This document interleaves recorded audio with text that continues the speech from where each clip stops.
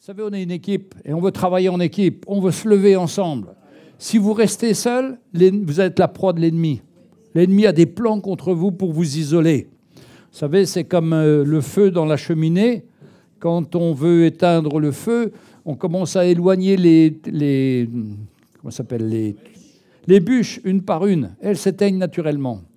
Et nous, c'est pareil, on peut être comme des bûches, s'éloigner de l'ensemble de l'Église, des frères et sœurs, et puis s'éteindre progressivement. Parce que l'ennemi a une stratégie contre nous. Il veut nous décourager. Mais Jésus veut toujours nous encourager. Et l'encouragement, ça passe par la communion avec les frères, la communion avec les sœurs. C'est vrai que c'est difficile, parce que quand un frère ou une sœur voit un problème dans notre vie et qui nous le dit, eh bien ça fait un choc, comprend, mais c'est salutaire. Si vous restez avec vos problèmes et que vous ne le laissez pas être confronté, être partagé, que quelqu'un ne puisse pas vous parler, ben vous êtes dans un sacré piège. Mais on est là pour ouvrir nos cœurs à la grâce du Seigneur. Alors c'est sûr, ce n'est pas très agréable, mais ça fait une œuvre. Vous savez, c'est la vérité qui nous rend libres. L'ennemi ne veut pas qu'on ait la vérité. Il ne veut pas qu'on puisse voir la vérité sur nous.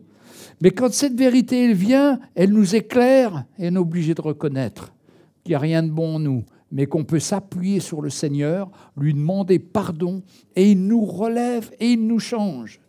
Mais quand je reste dans mon coin, dans ma chambre ou dans mon appartement et que je ne vais voir personne, ben je tourne en rond comme un lion en cage et il n'y a rien qui se passe dans ma vie.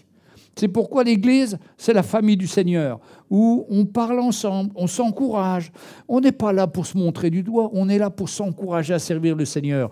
Et vous savez quand est-ce qu'on s'en aperçoit? C'est quand on fait les choses ensemble. C'est quand on fait le ménage, c'est quand on parle ensemble, c'est quand on va distribuer des tracts, par exemple. Et bien on voit tout de suite nos faiblesses les uns et les autres. Mais on prie pour l'un et pour l'autre, et on est fortifié, et on voit la main du Seigneur.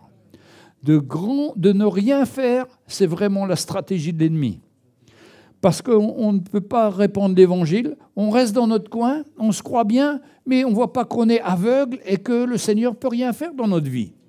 Mais d'être avec les frères et sœurs, de partager ensemble, de faire le ménage, de prier ensemble, il y a plein de choses que le Seigneur a prévues pour nous. C'est là qu'on grandit. Le Seigneur ne change pas nos vies quand on reste dans notre confort. Au contraire, il veut nous faire changer, il veut nous faire aller ailleurs. Et moi, mon privilège, c'est d'aller en Afrique, par exemple. C'est tellement différent de chez nous. Ou aller en Belgique, comme la semaine dernière. On a eu un super moment avec les frères et sœurs. Mais on a roulé 4h30 sous la pluie, c'était pas facile pour y aller. Mais la joie de partager avec ses frères et sœurs, et de les voir ressentir qu'ils acceptaient cet évangile et que ça faisait construire leur vie, c'était une grande joie pour nous. On oublie toutes les fatigues, toutes les situations qui n'ont pas été faciles, mais on a vu la main du Seigneur. Et c'est merveilleux de pouvoir partager l'évangile. Vous savez, on n'est jamais aussi bien que qu'on partage notre cœur concernant l'évangile. Partager mon cœur concernant mes petits-enfants, mes enfants, c'est bien. On le fait parce que, comme toutes les familles, on a des beaux petits-enfants, comme tout le monde. Hein. Mais bon, c'est vite éphémère, ça. On oublie vite. Mais partager la vie du Seigneur dans notre cœur, ça construit les autres et ça nous édifie nous-mêmes. Et on rend gloire au Seigneur. Vous savez, notre problème à nous, c'est qu'on n'est jamais satisfait. On est toujours en train de voir, comme on disait, ce qui nous manque au lieu de voir ce que le Seigneur nous a déjà donné. Et quand on regarde au Seigneur ce qu'il nous a donné, on ne peut que lui rendre gloire. Parce que, comme a dit le frère, on est venu nus. Pour certains d'entre nous, on a eu 0 héritage humain, mais c'est pas, même si on a eu, ça ne nous donne pas la satisfaction. Le vrai héritage qu'on a besoin de recevoir, c'est la vie du Seigneur. Et vous savez, le Seigneur, lui, il nous a élus depuis la fondation du monde. Mais vous savez que pour être élu, il faut se présenter comme candidat déjà. Eh bien, nous, on a été élus sans être candidats. C'est-à-dire que c'est lui qui nous a choisis, c'est lui qui nous a appelés, c'est lui qui nous a sortis de notre vie de péché dans lequel on était enlisé, où on tombait. Moi, je me souviens, je vous l'ai déjà dit, j'étais alcoolique, je faisais l'œnologie, les études du vin, mais je buvais tellement que je disais tous les jours, demain j'arrête. Mais je ne pouvais pas arrêter, parce que le péché est plus fort que notre volonté. Avec notre volonté, on ne peut pas y arriver. Et beaucoup d'entre nous ont ressenti qu'ils voulaient se séparer du péché qu'on avait, qui venait nous assaillir, qui venait nous envelopper, qui venait nous paralyser. Et puis on disait toujours « Allez, demain j'arrête ». Mais je ne pouvais pas. C'est Jésus seul qui nous libère du péché. C'est Jésus seul qui nous libère de la drogue, de l'alcool, du mensonge, du vol, de tous les péchés qu'on a pu connaître. Et c'est pourquoi il faut le rendre grâce. Tous les jours, on doit rendre grâce au Seigneur de nous avoir sauvés, d'avoir mis sa vie dans notre vie. Notre vie était tellement misérable. On cherchait des joies humaines, mais on n'était jamais satisfait. On voulait toujours plus. Mais quand on a reçu le Seigneur, je me souviens, mes amis m'emmenaient dans les boîtes de nuit comme je faisais avant. Et moi, dans les boîtes de nuit, je m'ennuyais. Je sortais dehors, j'allais prier le Seigneur. La paix du Seigneur revenait dans mon cœur, la joie du Seigneur. Et ça, c'est du solide, c'est du vrai. Et la vraie richesse que nous avons, c'est de pouvoir rentrer chez nous ou de venir au culte, reconnaître notre état qu'on a raté, qu'on est passé à côté, mais qu'on compte sur la grâce du Seigneur, repartir, pardonner, encourager. Notre cœur revit à l'intérieur de nous. L'amour du Seigneur revit à l'intérieur de notre cœur. Et on est prêt à faire face au monde, aux situations, aux problèmes que l'on a, parce qu'on sait que le Seigneur prend soin de nous. Quelle grâce d'avoir ce Seigneur qui a tout fait pour nous, qui a donné sa vie pour nous. Quel privilège. Donc, les frères et sœurs, franchement, la grâce qu'on a de connaître le Seigneur. La sœur Audrey disait tous les jours, on devrait remercier le Seigneur. Mais est-ce qu'on le fait, les frères et sœurs? Est-ce que vous le faites? Mais si vous êtes triste, si vous êtes malheureux, si vous n'êtes pas satisfait de votre situation à la maison, eh bien, c'est parce que vous ne remerciez pas le Seigneur. Vous ne voyez plus ce que le Seigneur a fait pour vous. Mais ça, rappelons-nous un petit peu dans quel état on était quand on a entendu l'Évangile, comment cet Évangile est venu amener la vie dans notre cœur et comment on doit chérir cet Évangile dans notre cœur. Tous les jours, remercier le Seigneur. Tous les jours, me rappeler que j'étais un alcoolique et que le Seigneur m'a relevé. Tous les jours, je peux remercier le Seigneur qui m'a fait grâce. J'étais parti dans beaucoup de choses. Tous les jours, je remercie le Seigneur pour ma femme, parce que c'est la femme que Dieu m'avait choisie. C'est pas moi qui l'aurais choisie parce que j'aurais voulu une blonde aux yeux bleus. C'est des rêves d'enfant, des rêves ridicules. Mais Dieu m'a donné. Elle n'a pas les yeux, elle a les yeux verts, c'est déjà pas mal, mais mais c'est celle que Dieu m'a choisie. Et vous savez, dans la vie, il n'y a pas de plan bis, il y a un plan. Dieu nous donne une femme quand on connaît le Seigneur. Je sais que beaucoup d'entre vous se sont mariés sans connaître le Seigneur et ça a été des drames, des catastrophes. J'en connais aussi qui ont épousé des chrétiennes, mais ou un conjoint chrétien, mais ce conjoint a dévié, s'est perdu. Je mets la condamnation sur personne. C'est une grâce que le Seigneur m'a donné ma femme et c'est une grâce que ma femme sert le Seigneur et parce que je ne le méritais pas, mais il m'a fait un cadeau. Mais c'est la vie normale, ça. Et ça doit être notre objectif. Chercher le Seigneur, vivre pour le Seigneur, qu'en couple. Et pendant des années, on s'est combattu parce que je voulais qu'elle soit comme ci, comme ça, jusqu'au jour où j'ai vu, le Seigneur m'a montré que c'est moi qui dois changer avant que ce soit elle. Et quand j'ai commencé à changer, à m'humilier, à reconnaître ma colère, mon orgueil, comme disait le frère, parce que l'orgueil, ça se cache partout. On voudrait avoir une belle femme pour qu'elle représente je ne sais pas quoi, mais des trucs de fou. Mais ça, c'est aussi de l'orgueil. Le Seigneur m'a donné une femme humble avec un cœur, le cœur du Seigneur. Mais c'est extraordinaire. Après, il m'a donné des beaux-parents qui étaient extraordinaires. Son papa était ouvrier, il avait un tout petit salaire. Il avait 6 enfants, on allait chez eux, il remplissait la voiture de toute la nourriture pour la semaine ou pour les 15 jours qui venaient. Il donnait tout ce qu'il avait. Par amour pour le Seigneur. Et son amour pour le Seigneur faisait qu'il invitait plein de gens partout. Il n'avait pas de quoi, mais il comptait sur le Seigneur. Et le Seigneur a toujours pourvu. Mes frères et sœurs, le Seigneur nous dit, mettez-moi à l'épreuve, vous verrez si je n'ouvre pas pour vous les écluses des cieux. Mais frère, il faut le mettre à l'épreuve, le Seigneur. Si vous avez quelque chose qu'il met dans votre cœur, c'est sûr qu'il va pourvoir. Sa grâce va se manifester. Il va agir pour que vous ayez ce qu'il faut. Inviter des frères et sœurs, ça c'est une bonne chose aussi. C'est l'occasion de partager, de se connaître, de partager ce que l'on a. Et le Seigneur est même capable de multiplier les choses. Ne croyez pas qu'il faut avoir un beau service, des verres non ébréchés. Non, non, tout ça, ça compte pas. C'est le monde, ça. C'est le monde. Hein. Si on a une place pour s'asseoir, c'est déjà très bien. Et on remercie le Seigneur. Vous savez ce que les gens ont le plus besoin? C'est de notre cœur. De ressentir qu'on aime le Seigneur, qu'on marche avec lui, qu'on veut que la bénédiction qu'on a reçue, on veut la partager avec les frères et sœurs. Ça nourrit, ça nous fait grandir, ça nous change. Mais ce n'est pas nos plus beaux plats, nos plus belles cuisines qui vont faire quelque chose. Non.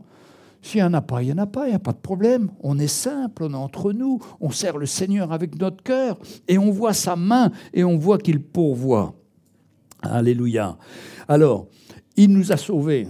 Quelle grâce! Quand je vois ce qui se passe hier sur les Champs-Élysées, tous ces gens rebelles. Mais moi, j'étais comme eux en 68. Bon, ça fait longtemps, 68, hein, mais j'étais comme eux. J'allais sur les barricades, j'allais me battre. Pourquoi? Parce que j'étais mal dans mon cœur. Parce que j'en voulais à tout le monde. Parce que j'avais pas ci, j'avais pas ça. Alors ils vont casser chez les autres. C'est terrible. Et c'est pas une solution. La solution, ce n'est pas un combat extérieur, c'est déjà un combat à l'intérieur de notre vie pour qu'on puisse capituler devant le Seigneur, qu'on puisse abandonner notre vie au Seigneur et reconnaître que c'est lui sur la croix qui a payé pour nous. Ça, c'est le début, c'est la grâce, c'est le miracle qui se passe dans notre cœur. On sait que ce n'est pas nous, mais c'est lui qui a donné sa vie. Et croyez-moi, il a souffert. Il est passé par des grumeaux de sang, il est passé par la solitude, il est passé par toutes les angoisses et tout ça. Mais par amour, pour moi et pour chacun d'entre nous, il a accepté. Alors moi, j'ai de temps en temps des difficultés, des petits problèmes, mais c'est rien comparé à ce qu'il a fait. Et la Bible nous dit qu'il a été tenté comme nous en toutes choses. Nous aussi, on est tentés. Mais lui, il a eu la victoire. Et nous, d'être tentés, c'est une chose, mais nous devons avoir la victoire avec l'aide du Seigneur. Crier à lui pour qu'il nous donne la victoire et qu'il soit glorifié dans notre vie. Alléluia.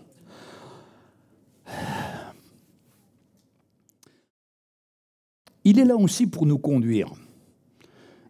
Jeudi dernier, on a écouté une vidéo du frère Mickey qui parlait justement que le Seigneur nous a donné sa parole. Et sa parole, dans le psaume 119, verset 15, dit « Ta parole est une lampe à mes pieds et une lumière sur mon sentier. » C'est lui qui m'éclaire. Vous voyez, maintenant, on voit des petites LED qui mettent, par exemple, sur le sol dans les avions, par exemple, pour voir où est le couloir du milieu. Mais c'est vraiment pour nous éclairer, pour nous montrer le chemin. Avec le Seigneur, c'est pareil. Il veut nous éclairer. Mais comment voulez-vous être éclairé si vous ne lisez pas la parole ? Et Mickey avait fait un appel, dites-moi les frères et sœurs, depuis quand avez-vous ouvert votre Bible? Bon, on ne demande pas à chacun de répondre, chacun doit le savoir.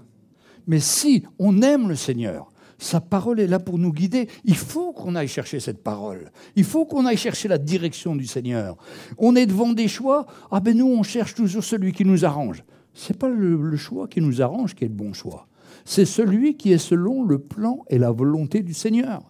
Parce que l'ennemi met des beaux plans devant nous. Ah, tu auras une belle voiture, ah, tout ça. Mais il ne dit pas que tu seras criblé de dettes et que tu auras les huissiers qui viendront sonner chez toi. Ça, il ne le dit pas, ça. Hein. Mais non, le Seigneur dit, va avec les moyens que tu as. Ne rentre pas dans des frais fous, ne rentre pas dans des dettes, ne rentre pas dans des situations impossibles. Moi, je suis avec toi. La voiture, c'est qu'un outil, c'est qu'un instrument. Qu'elle ait, comme la mienne, 13 ans ou qu'elle soit toute neuve, elle va faire le même kilomètre, elle va me rendre le même service. Par contre, l'ennemi dira, mais non, quand tu auras une belle voiture, tu présentes comme un homme bien, un homme riche, tout ça. Ça, c'est la vanité du monde. Nous, ce qu'on veut, c'est plaire au Seigneur. Et on doit toujours se rappeler que notre but, c'est de plaire au Seigneur. Et pour ça, la parole de Dieu, elle nous met toujours à notre place, elle nous donne toujours les bons conseils. Et c'est pour ça qu'on doit la lire. C'est pour ça qu'on doit se rappeler. Parce que nos motivations charnelles nous encouragent à aller dans ce qui est beau, ce qui est cher, ce qui brille. Mais tout ça, c'est vanité et poursuite du vent, nous dit la Bible.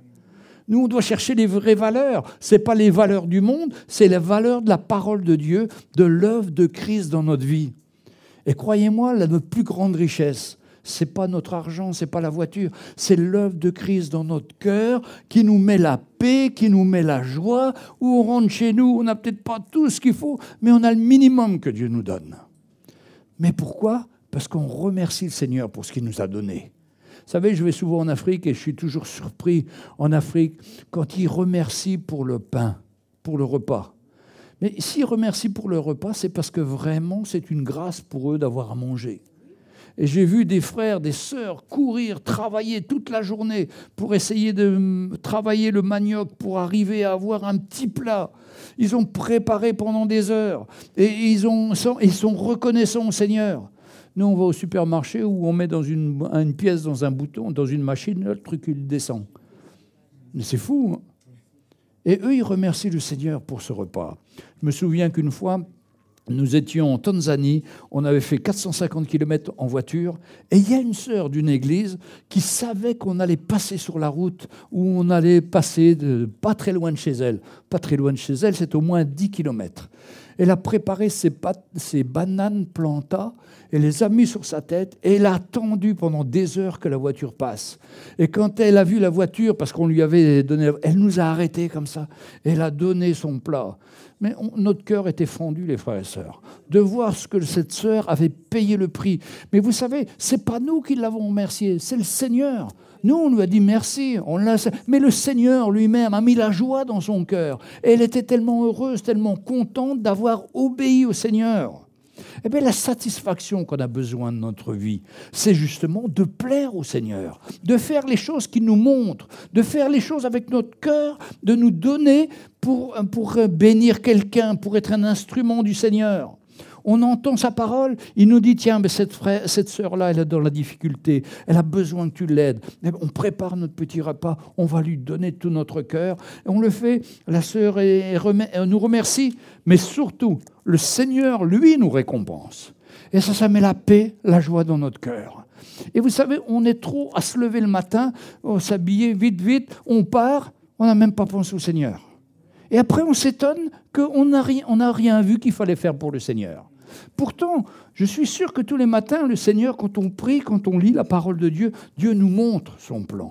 Aujourd'hui, tiens, tu vas aller voir telle personne. Aujourd'hui, tu vas aller saluer ta voisine. Aujourd'hui, tu serais le monsieur que tu vois dans les métros tout le jour. Fais-lui un sourire, dis-lui bonjour, donne-lui un petit tract. Et toi, le Seigneur a préparé des choses pour que nous les fassions, les frères et sœurs. Mais vous savez, il y a plus de joie à donner qu'à recevoir. Nous, on est trop, on veut recevoir. Non, non, la Bible nous apprend à donner.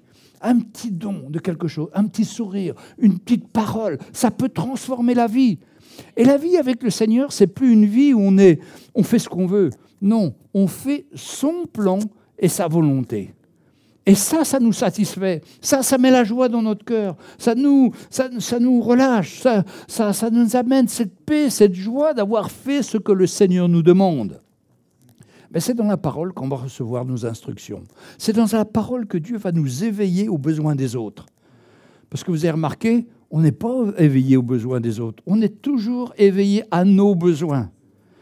Et quand on s'occupe des besoins des autres, Dieu, dans sa grâce, s'occupe des nôtres. Et on n'a plus de désir inconditionné parce qu'on fait le plan du Seigneur et en même temps, le Seigneur prend soin de nous. Et on voit sa grâce. Alléluia. Le Seigneur est tellement bon. Quelle grâce. Il a dit que Dieu pourvoira à tous vos besoins selon sa richesse avec gloire en Jésus-Christ. Ça, c'est Philippiens 4, 19. On y va. Philippiens chapitre 4, verset 19.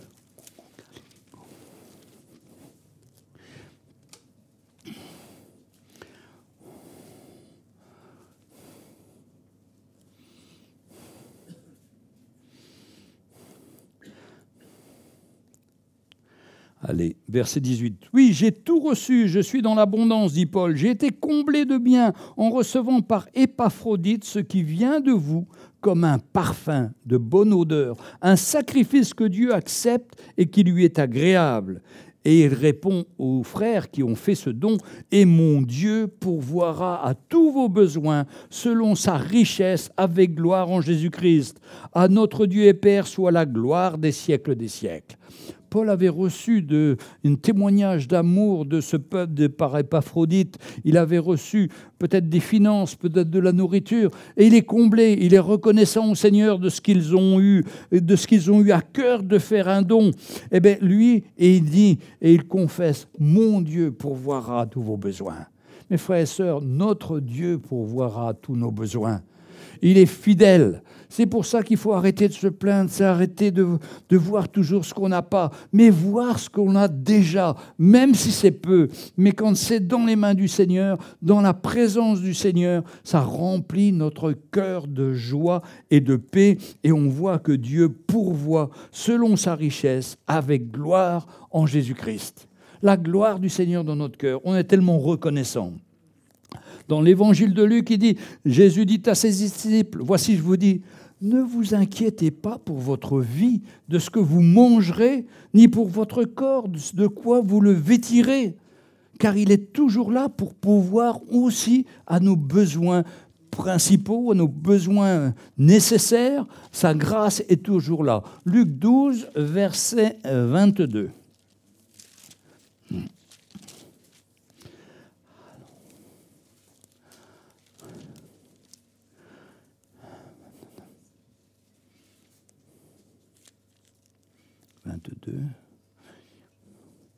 Non, 12. Ah, je suis à 11. 22. 12, 22. Allez, on y va. 12, 22. 12, 22. Jésus dit à ses disciples, « C'est pourquoi je vous le dis, ne vous inquiétez pas de votre vie, de ce que vous mangerez, ni pour votre corps, de quoi vous serez vêtus. La vie est plus que la nourriture, et le corps plus que le vêtement. Considérez les corbeaux, ils ne sèment ni ne moissonnent, ils n'ont ni cellier, ni grenier, et Dieu les nourrit. Combien ne valez-vous pas plus que les oiseaux ?» Et puis il continue, « Qui par ses inquiétudes peut ajouter une coudée à la durée de sa vie ? Si donc vous ne le pouvez pas, même la moindre chose, pourquoi vous inquiétez-vous du reste ?» Alléluia. Vous savez, quand on est rongé d'inquiétude, on ne voit plus la main du Seigneur. C'est les inquiétudes qui l'emportent. Soit on est dans la foi, on fait confiance au Seigneur, soit on est dans l'inquiétude. Et naturellement, on est poussé toujours à être dans l'inquiétude. Comment je vais payer mes impôts? Comment je vais faire ci? Comment je vais... Mais Dieu pourvoira. Et quand je regarde en arrière, Dieu a toujours pourvu dans ma vie. C'est merveilleux. Il est fidèle. Mais il pourvoira aussi pour demain, pour les jours qui sont devant. Donc, je n'ai pas à m'inquiéter. Parce que vous savez, l'inquiétude, ça met la peur et ça vous paralyse. Et quand vous êtes inquiet, vous ne pouvez plus rien faire pour le Seigneur. Parce que votre problème est tellement gros, il est devenu tellement gros dans votre cœur qu'il n'y a plus de place pour le Seigneur. Je veux voir la solution, je cherche une solution. Et je cherche toujours des solutions qui ne sont pas les bonnes. Mais la solution, c'est de remettre ça au Seigneur. Il est fidèle, sa grâce est fidèle. Mes frères et sœurs, il y a vraiment des choses qu'on doit rejeter dans notre vie. On doit rejeter toutes ces inquiétudes, toutes ces questions et dire « Seigneur, je m'abandonne à toi. Je te fais confiance et je veux marcher avec toi. Et si je marche avec toi, tu vas me donner tout ce qui est nécessaire. Et je vais voir ta main dans ma vie. J'aurai tout ce qu'il faut pour manger, pour boire, pour m'habiller. Tu le promets, Seigneur. Je n'ai pas à m'inquiéter. » Bien sûr, si j'ai des rêves d'acheter une grosse voiture ou je ne sais pas quoi, un avion ou des trucs fous, ben, je perds mon temps et je suis parti dans mes pensées. Vous savez, la Bible dit qu'on doit fuir les passions de la jeunesse. Et moi, j'ai toujours cru que quand j'étais jeune, j'avais beaucoup de passion et qu'une fois que je serais plus jeune, je n'aurais plus de passion. Mais non, on a tous des passions. Et ces passions-là, il faut les mettre de côté et chercher le Seigneur en premier. Fuir, comme la Bible dit, fuir ses passions. Vous savez, on peut être passionné par la photo, par la vidéo, ma femme connaît une longue liste avec moi. Hein. J'étais passionné plein de choses comme ça. Mais maintenant, je vois que tout ça, c'est vain. Et au contraire, ça nous garde dans une certaine pensée où on n'écoute pas le Seigneur. On cherche à satisfaire nos passions. Et nos passions ne nous satisferont jamais. Même si on a tout ce qu'il faut, il nous manque toujours quelque chose. Non, non. Cherchons premièrement le royaume de Dieu et sa justice. Et je veux vraiment encourager les couples, les familles. Dans votre famille, cherchez le royaume de Dieu. C'est le plus grand service que vous rendrez à vos enfants. Souvent, nous, on veut donner le meilleur à nos enfants. Alors, la meilleure école, les meilleurs habits, les marques et tout ça. On est complètement à côté. Complètement à côté. Parce qu'un jour, on ne pourra pas donner ça à nos enfants. Et ils nous le reprocheront. Et ce sera toujours comme un chantage. Donnez à nos enfants la relation avec le Seigneur. Parlez-leur du Seigneur. Encouragez-le à faire confiance au Seigneur. Ça va être quelque chose qui va construire leur vie. Mais si vous les donnez les richesses du monde, ils ne viendront jamais.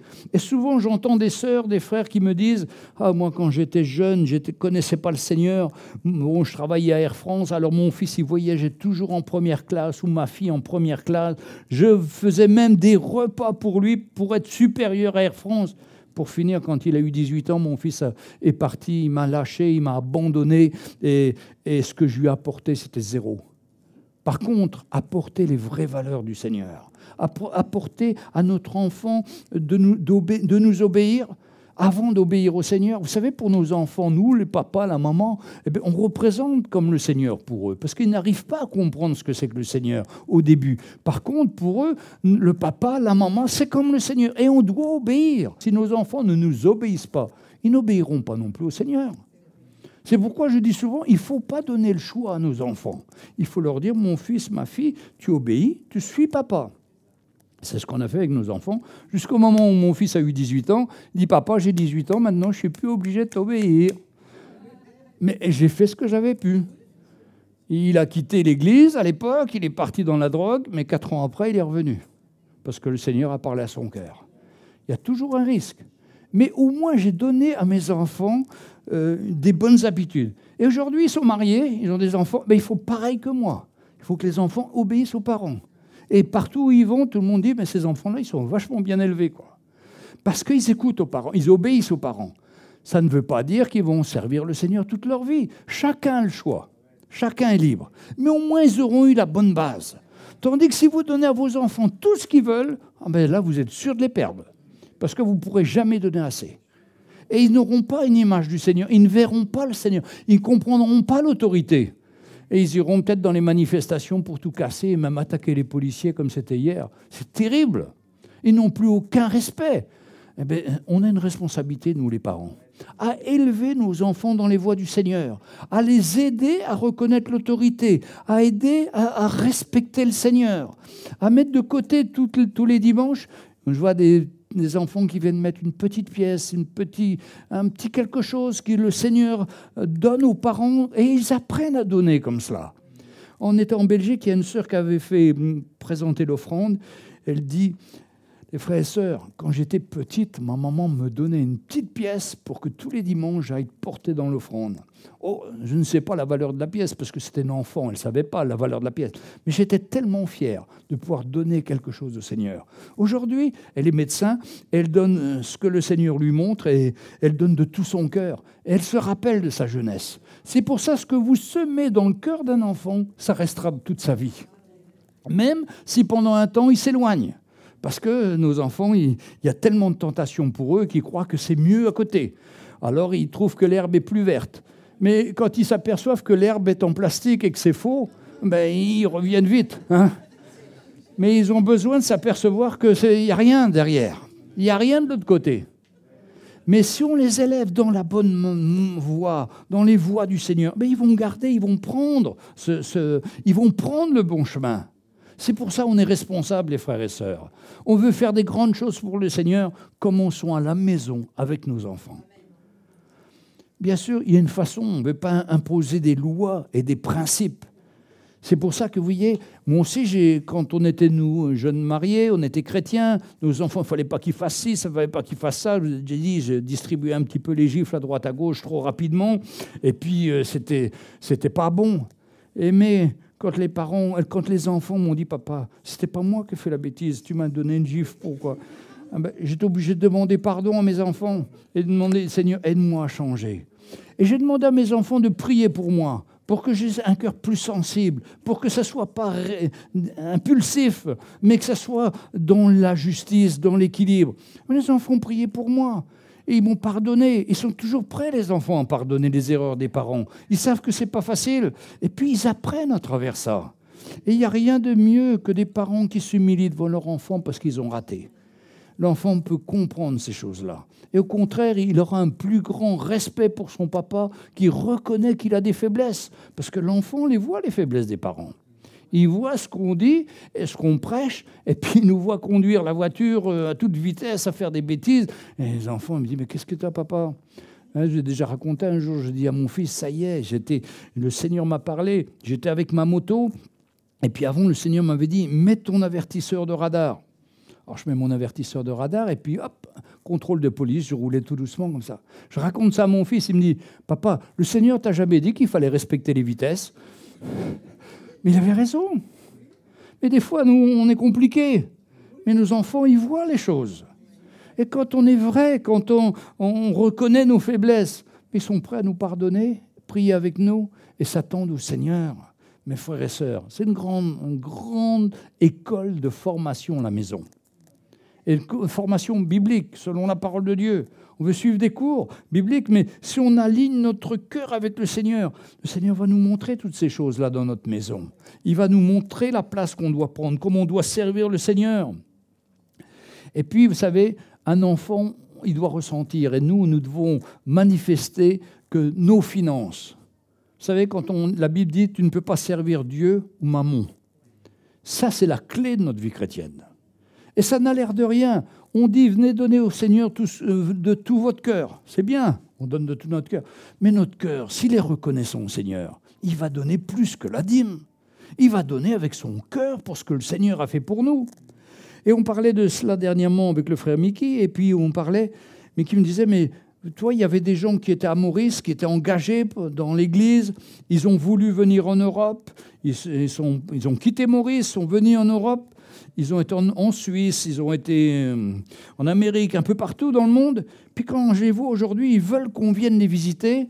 Et quand je vois leur vie, ils sont divorcés, et ils ne participent en rien à aucune église. Ils ne pensent même pas à mettre de l'argent de côté pour le Seigneur. Vous savez, la reconnaissance qu'on doit avoir. Moi je fumais, je buvais du champagne. Ça coûte cher une bouteille de champagne. Je ne sais pas combien aujourd'hui, mais à l'époque, c'était déjà très cher. Et quand je calcule tout ce que je consommais qui n'était pas utile, au moins que je puisse donner au Seigneur ce qu'il m'a délivré de ces choses-là. Et quand j'ai fait ça, je n'ai rien fait. Je dois le faire avec mon cœur pour soutenir l'œuvre du Seigneur. Et que je sois en Amérique, je sois en Suisse ou n'importe où, je ne dois pas me laisser corrompre par la vie locale des gens qui ne connaissent pas le Seigneur. Je dois garder mon cœur en toute situation. Et si j'aime le Seigneur, je vais avoir envie de donner pour l'œuvre du Seigneur.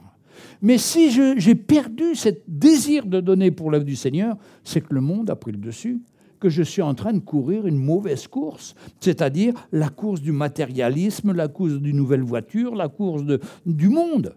Non, moi j'ai été racheté par le Seigneur. Et moi, je veux bénir le Seigneur. Et je veux que mon argent, ce que j'ai, mais c'est même pas mon argent, c'est l'argent que Dieu me donne. Je puisse donner sa part au Seigneur. Et quand je donne sa part au Seigneur, je suis béni. Franchement, je suis béni. J'ai jamais donné une offrande sans recevoir en contrepartie la joie dans mon cœur et vu l'œuvre du Seigneur. C'est pour ça que la Bible nous appelle à être des donneurs. Parce que celui qui donne, il va recevoir. C'est comme ça avec le Seigneur, c'est les principes du Seigneur. Mais il faut que je sois libre pour le donner et que je le fasse de tout mon cœur. Dans les églises, ils ont commencé à enseigner que si je donnais 100, j'allais recevoir 1000. Ça, c'est faux, ça, c'est pas dans la Bible, ça. Mais si je donne avec tout mon cœur, le Seigneur va me bénir. Pas forcément en argent, mais en paix, en joie, en reconnaissance dans mon cœur. Et surtout, je sais que je vis plus pour moi-même, que cet argent-là, c'est plus un piège pour moi. Je l'ai dans ma poche, mais je suis prêt à le donner pour le Seigneur, pour que le Seigneur soit glorifié. Et quand je vis comme ça, je suis béni, je suis encouragé. On voit des besoins à droite, à gauche, mais qu'on puisse sortir notre argent et donner de la part du Seigneur. Faites l'expérience, vous allez voir. Et même si vous n'avez pas beaucoup, parce que ça m'est arrivé, on n'avait pas beaucoup, on n'avait presque rien même. Je vous ai déjà raconté ces moments où on n'avait rien, on s'attendait au Seigneur pour manger, pour donner à manger à notre fils. Dieu a toujours pourvu. Mais il y a dans notre cœur une joie. Ça y est, je suis fils du royaume. Je représente mon Seigneur. J'ai de l'argent, mais ce n'est pas pour moi. L'argent, ce n'est pas mon Dieu. C'est un outil de bénédiction que je peux bénir les autres. Mes frères et sœurs, vous savez, on parlait avec le frère Mickey. Ici, bientôt, la salle sera trop petite. Alors, il y a quelqu'un qui a dit, pourquoi on ne va pas louer notre salle, chercher notre salle? Vous savez, je dois vous dire, en tant que pasteur, on a déjà du mal à payer la location de celle-ci. Avant d'entreprendre une autre chose, il faut que chacun d'entre nous, on soit plus participant à l'œuvre du Seigneur. Je ne vous dis pas ça comme une loi, comme un principe, mais moi je m'attends à ce que l'Évangile travaille votre cœur à chacun pour vous libérer de ça. Parce que ça, c'est fondamental. Si vous êtes libre pour les finances, il n'y aura aucune limite à faire agrandir l'Église. Parce qu'on va participer tous. Mais si on garde des limites, qu'on ne donne pas au Seigneur ce qu'il nous montre, l'Église va rester restreinte, on n'aura pas les moyens de louer, ça ne pourra pas grandir. Non, le Seigneur veut nous utiliser, les frères et sœurs. Et vous savez, vous serez encore plus bénis quand vous donnez dans la libéralité au Seigneur. Ça vient de votre cœur, ça vous libère, et vous verrez la main du Seigneur. Et le Seigneur nous amènera à être des instruments pour le Seigneur. Moi, je vais vous dire, on ne peut pas être béni sans qu'on ne bénisse pas les autres, tant qu'on ne soit pas libre nous-mêmes. Et la Bible nous dit, vous ne pouvez pas servir Dieu et Mammon. Il y a un choix qu'on doit faire.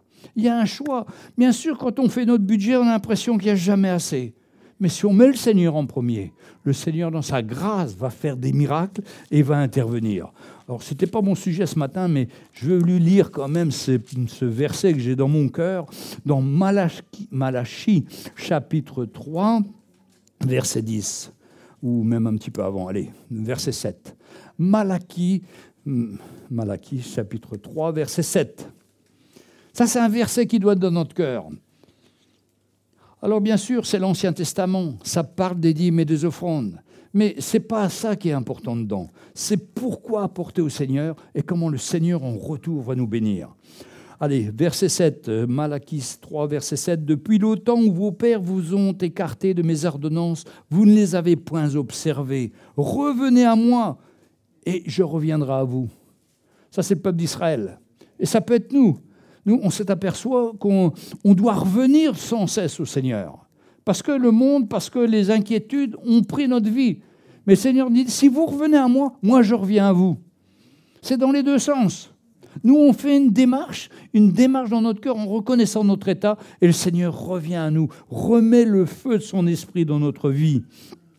Alléluia. Revenez à moi, je reviendrai à vous, dit l'Éternel des armées. Et vous dites, en quoi devons-nous revenir? Un homme trompe-t-il Dieu, car vous me trompez? Et vous dites, en quoi t'avons-nous trompé? Dans les dîmes et les offrandes. Vous êtes frappés par la malédiction et vous me trompez, la nation tout entière. Verset 10. Apportez à la maison du trésor toutes les dîmes, afin qu'il y ait de la nourriture dans ma maison. Vous voyez, des fois, on va chercher des choses très compliquées.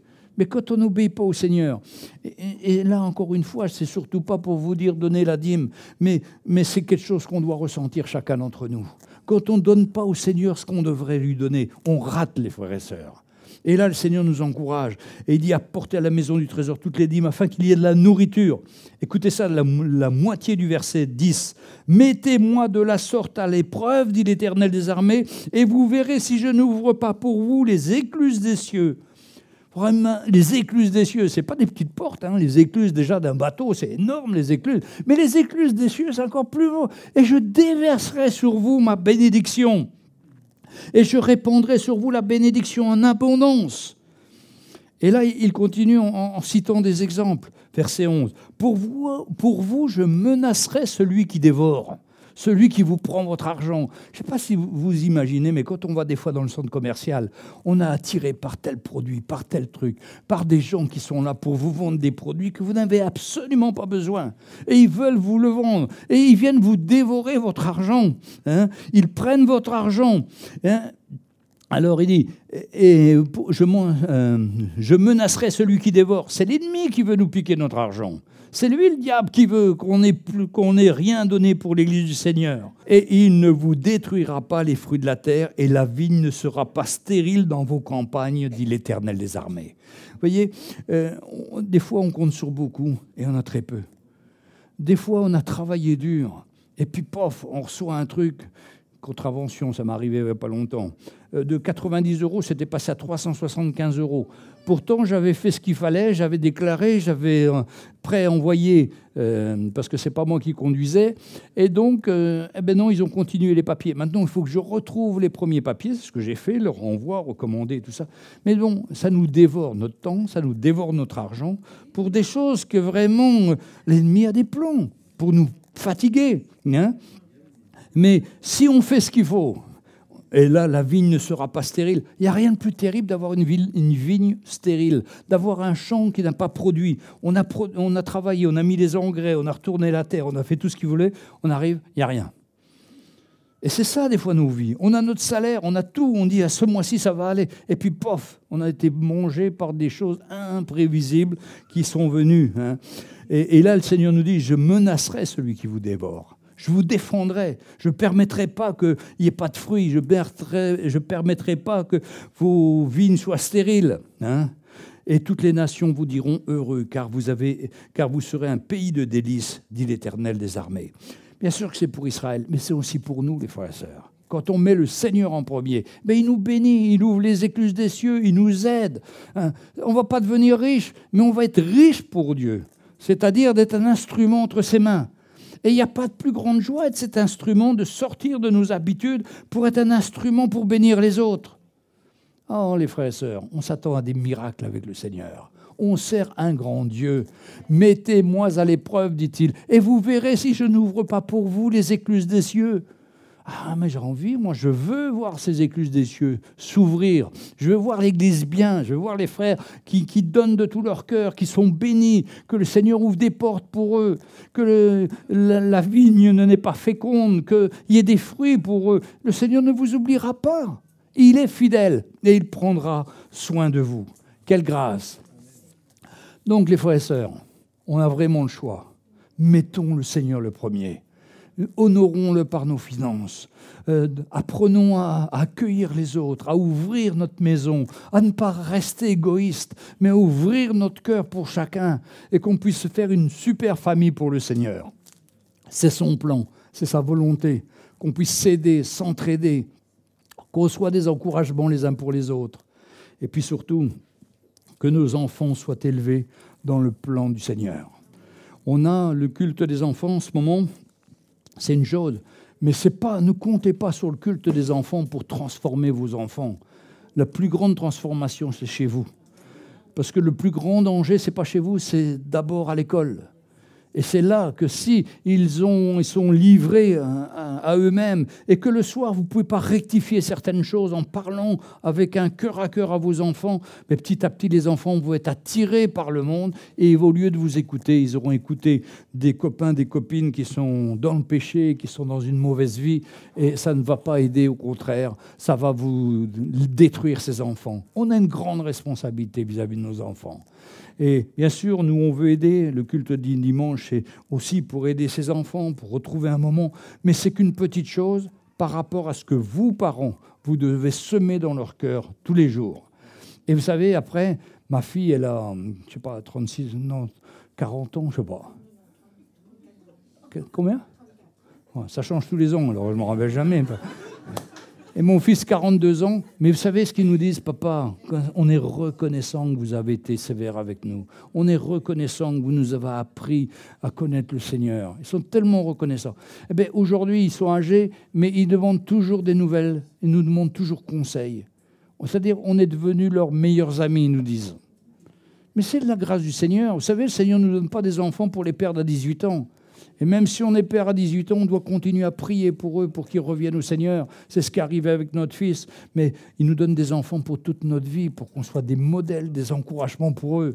Alors les frères et sœurs, ça vaut la peine de ne pas écouter notre chair, à vouloir leur donner tout pour qu'ils soient bien. Non, non, ça c'est les tentations du monde. Ayons notre cœur pour le Seigneur et enseignons-leur les voies du Seigneur et soyons nous-mêmes des témoignages pour le Seigneur. Et les enfants, ils s'en rappellent, vous savez, ils voient. Et vous dites à un enfant, non, ne fais pas ci, ne fais pas ça. Mais papa, tu dis des gros mots, toi. Ah ben, ils vous disent la vérité. Et c'est vrai, et il dit la vérité. Eh bien, mes frères et sœurs, enlevons ces gros mots de notre vie, demandons au Seigneur de nous en débarrasser, et on vit aussi bien sans ces gros mots, les frères et sœurs. Ça n'édifie personne, et c'est souvent de la chair qui sort, et c'est terrible.